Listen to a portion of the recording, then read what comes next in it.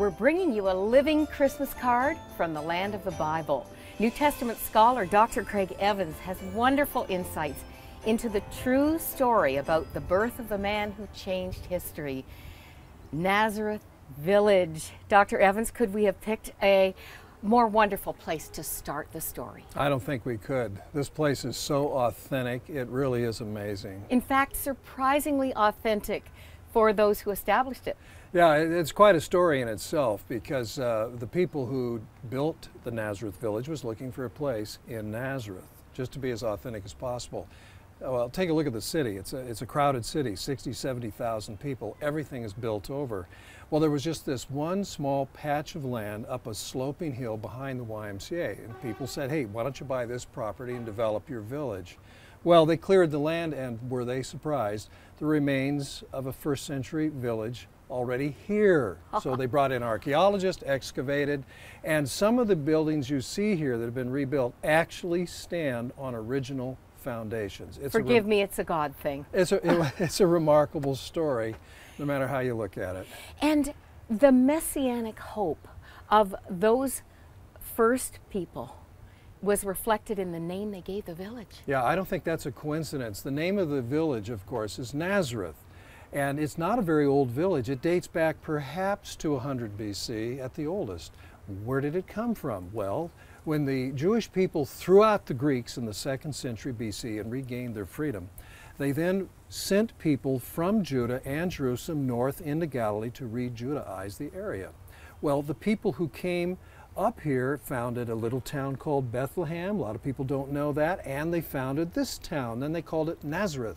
We think the name comes from branch, Netzer, which is in Isaiah 11. That's that famous passage where the prophet predicts that from the stump of Jesse, or David the king, will come this branch, this Netzer. And the hope was someday God would restore the kingdom of Israel. Someday the son of David would come. So from the royal line of David, we have Mary and Joseph in a village very much like this.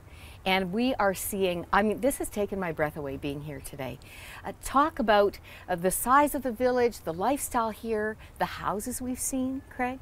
Well, we estimate that the population of this village would have been somewhere between 200 and 300. Some go as high as 400. I think that's a little large. And the homes, if you look at them, are very authentically reconstructed. They're basically made of field stones. And we see very few dressed stones. You'll see dressed stones, and that means they've been shaped. And those are expensive because there's manpower and labor. They're in the doorways, the posts, the lintel, and the windows. Otherwise, the stonework is just gathered stone from the fields. Those are free. That's right, and just mudded or plastered together. The roofs are very simple. There are some poles, there's some what looks like bamboo or reed, and then it's kind of a mud plaster combination that dries out. That's the roof. Okay, I got excited about the roofs, the story of the paralytic. Now, did those 4 men lift a roof like the one over your head right now, or the heavier one with plaster and stone? Well, the roof over my head right now, of course, wouldn't hold anyone's weight. And so it would have been, they would have been able to stand on it carefully, but they would be able to lift a section of it. And so we can see how they made their roofs, and it makes sense, the story. They knew where Jesus was because they could tell the direction that people were looking. They're crowded at these little windows, they're crowded at the doorway, all looking a certain direction. They could tell, Jesus must be there. They knew which part of the roof to lift, and then they lowered their friend down. Now, they went to a lot of trouble to do this, and it would have been very noticeable. Debris would have started dropping in. Jesus looks up, and that's why the gospel writer Mark says Jesus saw their faith. Yeah. He actually could see what they were doing, and he was impressed by it. Well, I've been impressed by this working village. We actually saw what they do with the sheep that they shear right here, and the wool being spun, and this very much represents the busy daily life in the Nazareth of Jesus' day. That's something I really do appreciate about the village. It isn't just that, oh, here's a village, this is what it would have looked like, the little synagogue, the private homes, but you see people in first century garb, going through their chores. And then you realize, hey, these people worked every day except for the Sabbath day.